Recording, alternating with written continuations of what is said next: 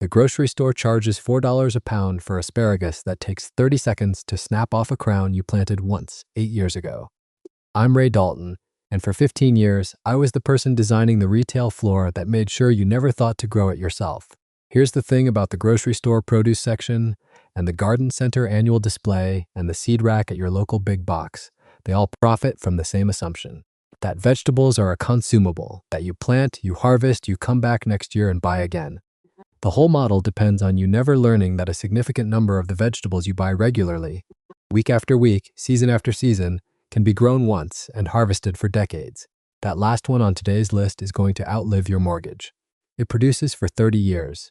Right now, it costs $4 to $8 a pound every spring at checkout. By the end of this video, you will know exactly how to never pay for it again. I spent 15 years building product categories that kept customers coming back. Today, I'm going to spend the next 35 minutes dismantling them, starting with 10 vegetables that, once established in your garden, will produce year after year without you spending another dollar at the store. Some of these you know. Some of them were quietly erased from American kitchen gardens, sometime between World War II and the invention of the supermarket frozen food aisle. All of them belong in your yard. Backyard buds, let's get into it. Before we go through the list, drop your USTA zone in the comments. Every vegetable on this list has a specific zone range, and I want to make sure you know which ones will thrive exactly where you are. If you don't know your zone, just type your city and state, and I'll point you in the right direction. If you're new here and you want practical information about what the garden industry doesn't want you to know, no fluff, no sponsored content, no affiliate deals with the chain that sells you the same annuals every spring, hit subscribe. One video per week every week, okay? 10 vegetables, 0 repeat purchases. Let's go. Here's how I want you to think about this list. These are not specialty crops. These are not heirloom novelties for people with too much time on their hands. Every single vegetable on this list was a standard part of the American kitchen garden before industrialized grocery distribution made it easier to buy than to grow. The reason you don't know most of them is not because they're difficult. The reason is that a vegetable you plant once and harvest for 20 years does not generate repeat revenue. A plant you can't kill, can't accidentally forget to water, and actively spreads itself across your garden is a marketing department's nightmare. 15 years inside the industry taught me one thing. Read the small print. When a garden center stocks a full aisle of annual vegetables, plants that die in one season and must be replaced, and stocks exactly 0 of the perennial vegetables that would feed you indefinitely, that's not an accident. That's a floor plan. I built floor plans like that for a decade. The notebook I keep by my desk has the exact copy I wrote to justify those decisions to shareholders. I'm reading from it sometimes when I make these videos just to remind myself. If you're currently working in garden retail and you recognize the playbook I'm describing, good. You know I'm right. Plant number 1 is sorrel, botanical name, Rumex acetosa, USTA zones 3 through 7, full sun to partial shade, moderate water once established. If you have never grown sorrel before, the first thing to understand is that this plant is effectively unkillable in the right zone. It's a hardy perennial that dies back in winter and returns in early spring, often before anything else in your garden is showing green. In Ohio, I'm cutting sorrel leaves in late March, sometimes earlier depending on the winter. That means fresh greens when the grocery store is still charging peak off-season prices for anything that isn't a root vegetable shipped from California. Sorrel has a bright, lemony, slightly tart flavor that sits somewhere between spinach and citrus. It's used in French cooking primarily. Sorrel soup, sorrel sauce for salmon, chopped into vinaigrettes. American grocery stores rarely carry it. When specialty stores do stock it, you're looking at $5 to $8 for a small bunch. One established sorrel plant in your garden produces enough leaves through spring and early summer to make that price permanently irrelevant. Growing sorrel from seed, direct sow in early spring, 4 to 6 weeks before last frost. Seeds germinate in 10 to 14 days at soil temperatures above 50 Fahrenheit. Thin seedlings to 12 inches apart. Alternatively, buy a single starter plant, divide it every 3 to 4 years, and you'll have plants to fill the entire bed within a decade without spending a cent. First year versus established. Year 1, you'll get modest harvests. Year 2 onward, the crown expands and production ramps up significantly. The plant will self-seed somewhat. Collect the seeds before they drop if you want to control spread or let it naturalize a patch. Harvesting. Harvest outer leaves continuously throughout the growing season. When the plant bolts, sends up a tall seed stalk, cut it back to the ground. The plant will put out a fresh flush of leaves within 2 to 3 weeks. Culinary notes. The oxalic acid that gives sorrel its tartness breaks down significantly with heat. Use fresh leaves in cold applications when you want maximum brightness. Cook it briefly for soups and sauces. Don't serve it to anyone with kidney stones or gout in high quantities. The oxalic acid content is relevant for those conditions. Sorrel, zone 3 to 7. One plant, potentially for the rest of your gardening life. Plant number 2 is the Egyptian walking onion, botanical name, Allium times proliferum. USDA zones 3 through 9, full sun. Low to moderate water. The Egyptian walking onion earns its name through one of the more remarkable propagation mechanisms in the vegetable garden. Instead of flowering in the conventional sense, this plant produces clusters of small bulbils, miniature onion sets, at the top of each stalk. As the stalk matures and dries, the weight of those bulbils causes it to arch over and fall to the ground. The bulbils root where they land. The following season, new plants emerge a foot or two from the parent. Over time, the colony walks itself across your garden. This is what self-sufficiency looks like at the biological level. What you harvest. Egyptian walking onions give you multiple harvests from one planting. In early spring, the fresh green tops emerge and can be used exactly like scallions or green onions. Throughout the season, you can harvest the small underground bulbs at the base. They're pungent, similar to shallots, and excellent for cooking. The topset bulbils are also edible and can be replanted to expand your colony or traded with neighbors. Zone range and cold hardiness. This plant survives zone 3 winters without any protection. In Ohio zone 6A, it's one of the first plants moving in the garden every year. Once established, it requires essentially zero intervention. Planting. Source a few sets from a seed catalog or a gardening neighbor. Once you have a handful, you will never need to buy onions in any form again within a few seasons. Space original plantings about 6 inches apart. Let the colony establish for 2 years before heavy harvesting.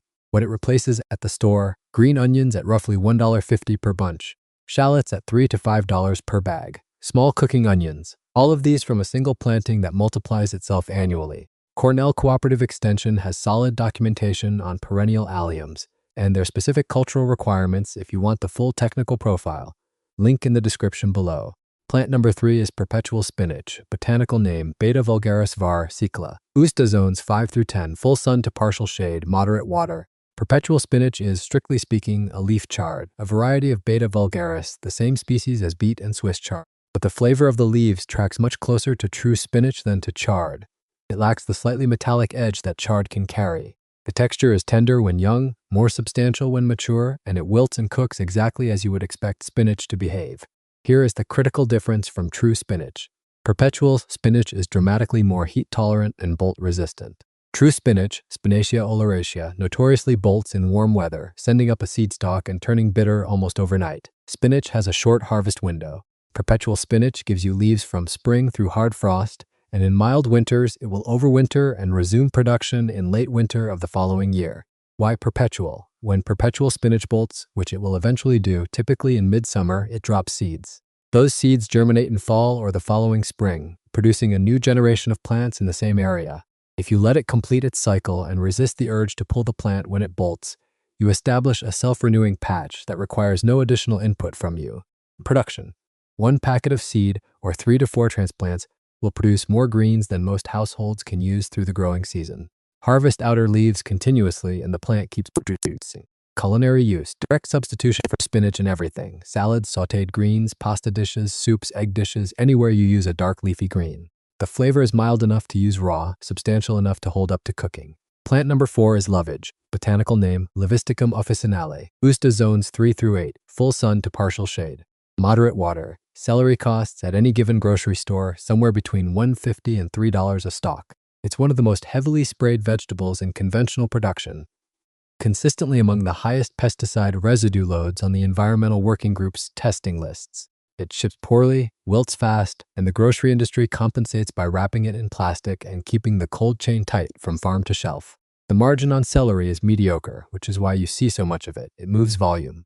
Lovage gives you the celery flavor, deeper, more concentrated, slightly more aromatic, from a plant that grows 6 feet tall, lives 15 to 20 years with minimal care, and costs nothing to maintain after the first season. Every part of the plant is edible. Young leaves in salads, mature leaves and stems cooked in soups and stews. Seeds used as a spice with the same profile as celery seed. The hollow stems can be used as drinking straws for savory cocktails, which is either extremely sophisticated or extremely eccentric, depending on your social circle. Growing lovage. Plant in a permanent location. This is a big plant that doesn't appreciate being moved once established. It needs about 3 feet of space on all sides at maturity. Start from seed indoors 6 to 8 weeks before last frost, or purchase a single transplant. By year 2, you'll have a substantial plant. By year 3, it's a garden landmark. Zone performance. Lovage is reliably perennial down to zone 3. In zone 6A, it dies back to the ground in late fall and emerges aggressively in early spring, one of the earliest edible plants moving in the garden. Harvest. Harvest leaves and stems throughout the growing season. The plant regrows quickly. Harvest seeds when the seed heads dry on the plant. For root harvest, the root is also edible, used medicinally, as a flavoring in some European traditions. Wait until the plant is at least 3 years old. One lovage plant essentially eliminates celery from your grocery list permanently. All right, backyard buds, halfway through the list. 5 down, 5 to go. Before we go further, I want to add one thing. Every vegetable on the back half of this list can be sourced from open-pollinated or heirloom seed catalogs rather than garden centers. Johnny's Selected Seeds and Seed Savers Exchange, both linked in the description, carry nearly everything we're covering. The price difference compared to garden center transplants is significant, and when you're buying seeds for a plant that will live 20 or 30 years, that initial cost matters. If any of these are growing in your garden already, drop the name in the comments.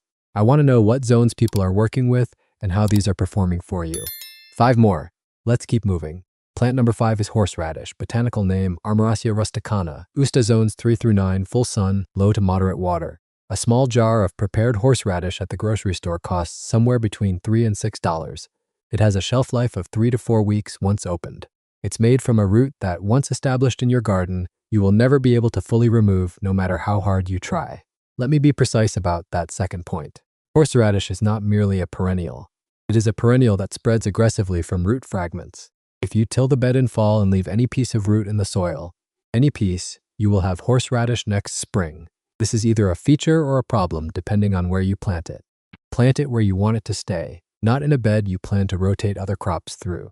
And that's exactly what they want you to believe, that horseradish is difficult or specialty or requires some particular expertise. I've seen that framing in catalog copy, on store display cards, in garden center staff training materials. None of it is true. Horseradish is one of the most forgiving plants in the perennial vegetable category. It tolerates drought. It tolerates cold. It tolerates poor soil. The only thing it doesn't tolerate well is being forgotten about entirely, in which case it will politely take over and remind you it's there. Planting. Source a root division or crown from a seed catalog or a gardening neighbor. Plant in early spring, 2 inches deep, 18 to 24 inches apart. That's it. The plant will establish itself. Harvesting. Harvest in late fall after the first hard frost when the root has developed maximum heat and flavor. Dig a section of root, leaving enough behind for the plant to reestablish. Process fresh, peel grate, combine with white vinegar and a pinch of salt. Jar it. It keeps refrigerated for several months. Zone performance. Zone 3 through 9 without any protection. In Zone 6A, Ohio, it doesn't need anything from you after planting. It will be there every year. Plant number 6 is the Jerusalem artichoke, commonly known as the sunchoke, botanical name Hethus tuberosus.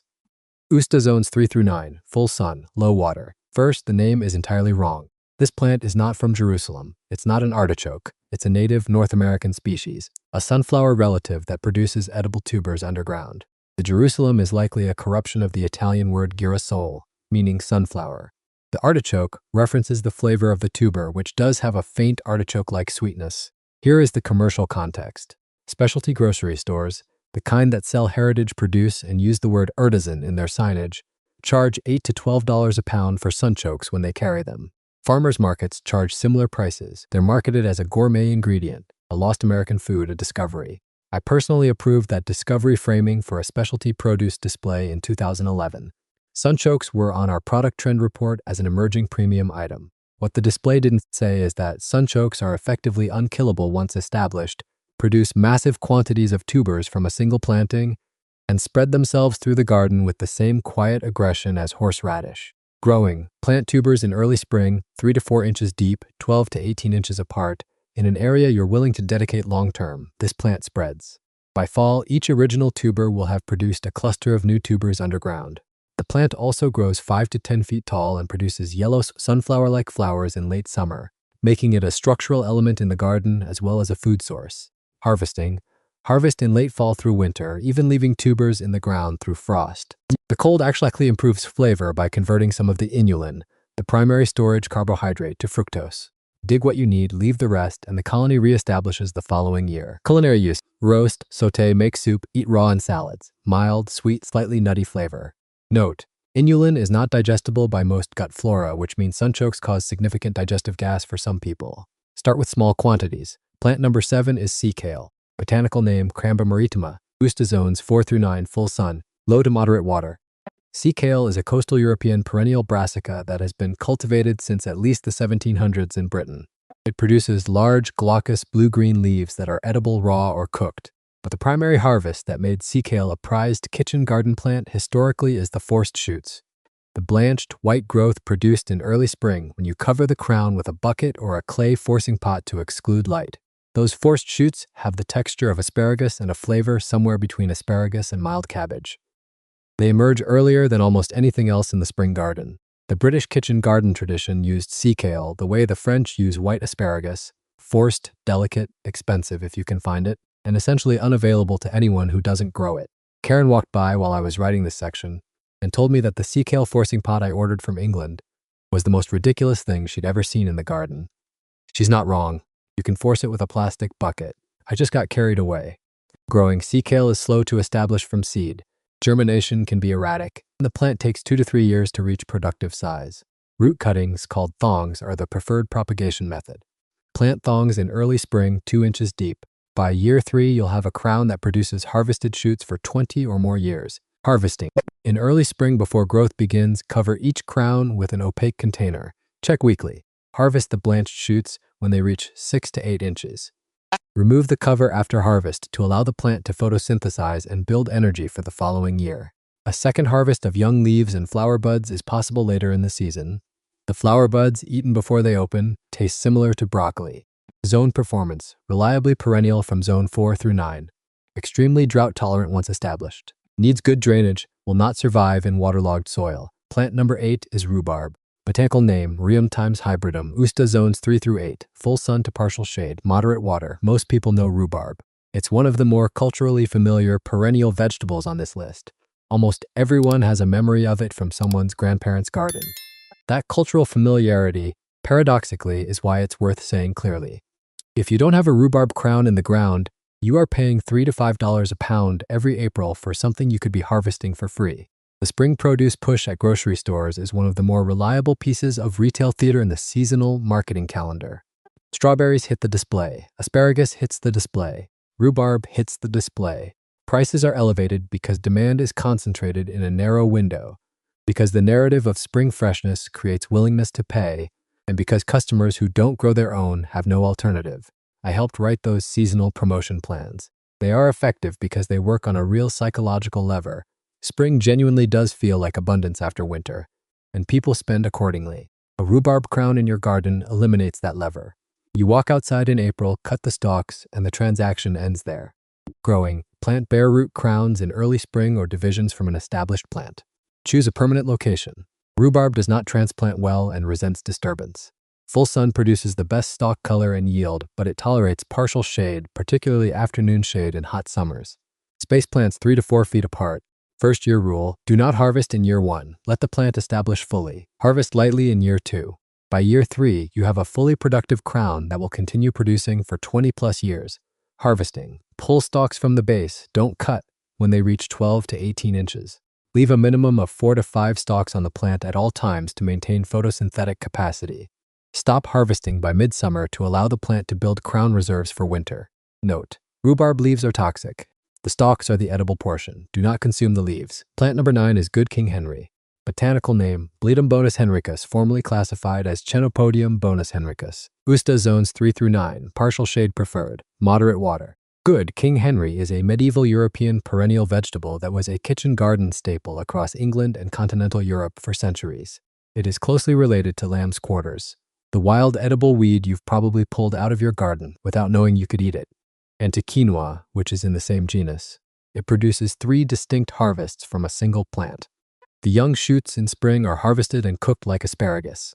The leaves throughout the growing season are cooked like spinach. The seeds in late summer can be used like a grain, the same way you'd use quinoa. 3 food products, 1 plant, perennial. Grows in partial shade where most food crops won't perform. The contrapunto here is worth stating plainly. There is no commercial market for Good King Henry because you cannot build a sustainable retail model around a plant that feeds a family in 3 ways. Regrows every year without input, and was deliberately removed from the cultural memory of the American kitchen garden sometime in the mid-20th century, when processed food made growing your own food look old-fashioned. This is not a conspiracy, it's just economics. A plant that eliminates itself as a consumer product is not an attractive investment for a food supply chain. Growing. Start from seed indoors 4 to 6 weeks before last frost. Germination is improved by cold stratification. Refrigerate seeds in moist paper for 2 weeks before sowing. Transplant to a semi-shaded location with rich, well-drained soil. The plant takes 2 years to reach full production, but is extremely long-lived once established. Harvesting. Harvest young spring shoots before they open fully for the asparagus-style use. Harvest leaves throughout the growing season. The flavor is mild and slightly earthy, very similar to spinach. For seeds, wait until they ripen fully on the plant and thresh them out. The seeds are small but highly nutritious. Zone performance, zones 3 through 9. More shade tolerant than most vegetables in this list, which makes it genuinely useful in gardens where sunlight is limited. Plant number 10 is asparagus. Botanical name, Asparagus officinalis. Usta zones 3 through 8. Full sun, moderate water. This is the one that got me. This is the one that started the list. In 2017, my daughter Lucy was 11 years old. She was watching me unload groceries and she picked up the asparagus bundle from the bag. A pound, $4 and change, rubber banded in that particular way grocery store produce is rubber banded. And she asked me why we didn't just grow it. I told her it was complicated. She looked at me for about 3 seconds and went back to whatever she was doing. I stood in the kitchen with that bundle in my hand and realized I had spent 15 years designing retail spaces specifically to prevent people from asking that question. The floor plan I built kept the asparagus crowns tucked at the back of the seasonal aisle behind the annuals display. 1-year crowns at 3 times the per unit cost of mail order, because a crown that takes 3 years to produce, but then produces for 30 years, is bad for the business model. A customer who plants asparagus once and never buys it again is not a repeat customer. I quit the following year. Karen and I started the seed business in 2019, and asparagus was the first thing I planted on the 2 acres when we got here. Here is what asparagus actually is: a perennial vegetable that, once established, produces for 25 to 30 years.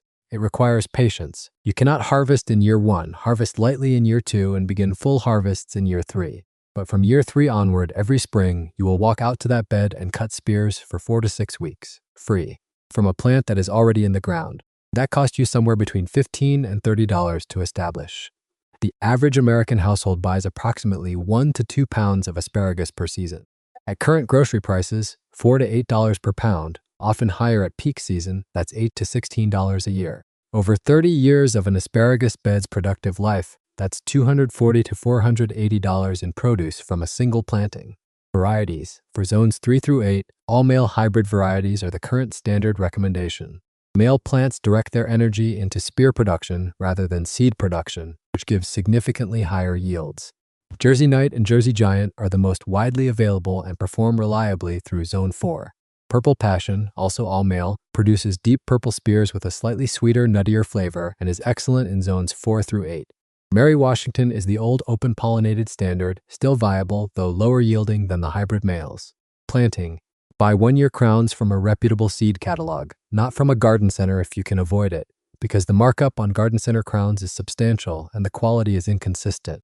Plant in a dedicated bed that will not be disturbed for decades. Prepare the soil deeply. Asparagus roots go down 18 inches at maturity.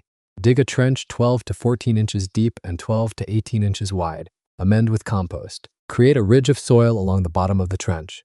Drape the crown over the ridge with roots spread downward, buds pointing up. Cover with 3 to 4 inches of soil initially, then gradually fill the trench as growth emerges over the first season. Final planting depth should put the crown 8 to 10 inches below final soil level. Space crowns 18 inches apart within the row. Rows 3 to 4 feet apart. The 3-year rule. Year 1, let the fern grow. Do not harvest at all. Let the plant establish deep roots. Year 2, harvest for 2 weeks maximum, then let the fern grow out. Year 3 and beyond, harvest fully for 4 to 6 weeks. This patience is not negotiable. Asparagus beds that are harvested aggressively in the first 2 years produce poorly and die early. Maintenance. Top dress the bed with compost each fall. Cut the fern back in late fall after it yellows. Keep the bed weed-free, especially in years 1 and 2 when the crowns are establishing. Sources. Cornell Cooperative Extension has the most thorough asparagus production guide available for home growers. Link in the description. Johnny Selected Seeds carries Jersey Knight, Jersey Giant, and Purple Passion crowns with direct from grower sourcing. The price difference between their crowns and what you'll find at garden centers is typically 40 to 60%. One bed, one planting. 30 years of free asparagus. The grocery store doesn't want you to know that math. I know, because I used to be the person making sure you didn't. 10 vegetables. Every one of them perennial, self-renewing, or both. Every one of them something you buy at the store on a repeating basis that you could be growing once and harvesting indefinitely. The grocery store and the garden center are counting on you not knowing this math. They're counting on you treating vegetables as a subscription instead of an investment. Every package of asparagus you put back in the ground as a crown, every sorrel plant you let divide and multiply, every Egyptian walking onion colony you let establish itself. That's a line item removed from your grocery bill permanently. The backyard buds who have been with me since the beginning of this channel know that this is what all of it comes down to. Not trends, not aesthetics, not what's performing at the garden center this spring. The actual economics of feeding yourself from your own land. I've linked Cornell Cooperative Extension, Johnny's Selected Seeds, and Seed Savers Exchange in the description below. Those three cover the sourcing and growing documentation for everything on today's list. No affiliate deals, no sponsored content, just the sources I actually use. If you've grown any of these, especially if you've been running an asparagus bed for a number of years and want to share your production data, I want to hear it. Drop it in the comments. Zone, variety, years in the ground, and what you're getting out of it. Plant one thing from this list this season. That's all. One plant, one permanent reduction in what you hand over at the checkout. And if you want more of this, the numbers, the history, the industry context that nobody in garden retail is going to volunteer, subscribe. I'll be here.